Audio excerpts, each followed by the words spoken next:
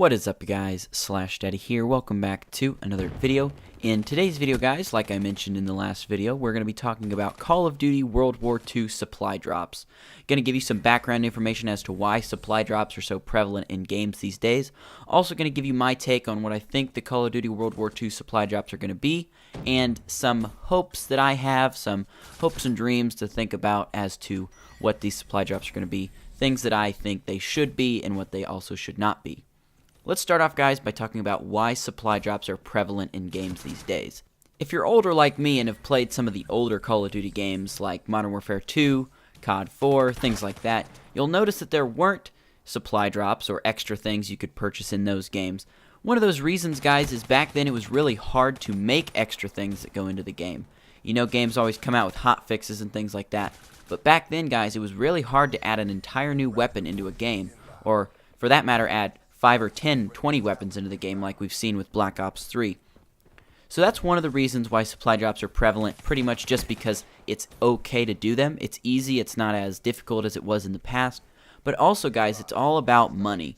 A game company will create a game, and probably to keep the price at $60 like it is for most games, $59.99, they'll have to add some bonus things that they know people will purchase. These days, there's thousands of people working on one video game at a time, and paying for that is so difficult.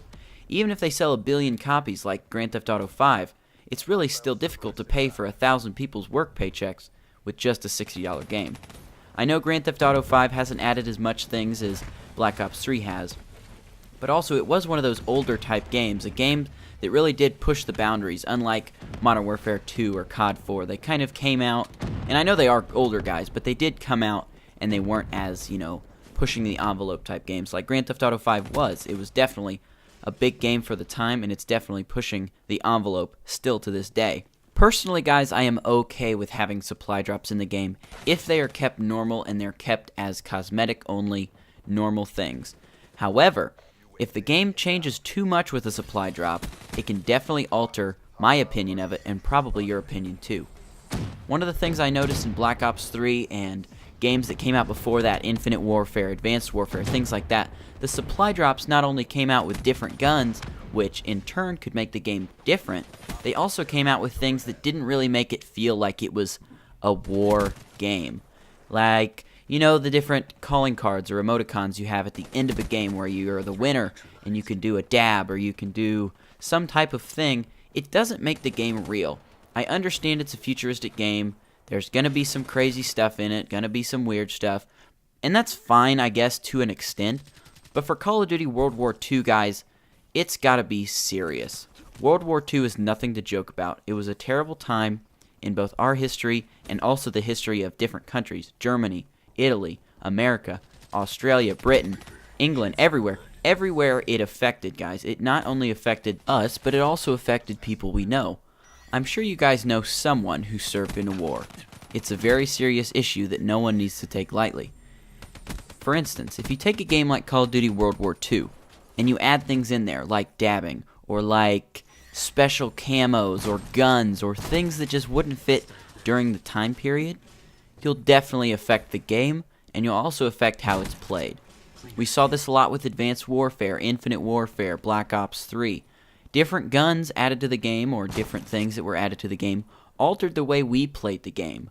I understand these games are set in future times, but I just want to make sure you guys all know that supply drops need to be normal. I don't care if you add in a crazy camo. I can live with that. I don't care if you add in reticles, or calling cards, or things your character can wear, or things your character always does, like maybe he has a dog alongside him or something like that. I enjoyed that from Ghost because it was universal. It was okay. You could change him to a wolf. You didn't just necessarily have a dog. So if you can add things in there that are universal, that everyone has, that everyone can get, maybe an unlockable, everything will be back to normal and you'll still be making money. I know YouTubers have mentioned this. Overwatch, League of Legends, they all have supply drop type things. They have their box loot crates you can open, things like that. But they don't alter the game. They don't make the game any harder or any easier for one specific player to do. I look at Black Ops 3, for example, the game I'm playing right now. There was a guy in my game who had a special gun I didn't even know what it was. I haven't played Black Ops 3 for a few months, and I had no clue how he was killing me so fast. I think it was the nail gun. I'm not exactly sure. It looked like it, though.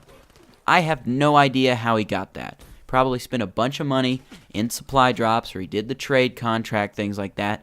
I don't have time for that, guys. I don't have time to spend my money on a game that's practically pay to win.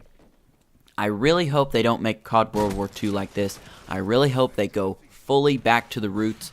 And guys, other than that, I'm super excited for the game, but I'm not excited for supply drops because I have a feeling, and I really hope I'm wrong, that it's going to be just like it has been. Thank you guys so much for watching. If you enjoyed, please leave a like and subscribe if you're new. Thank you guys once again. I'm Slash Daddy. Peace out.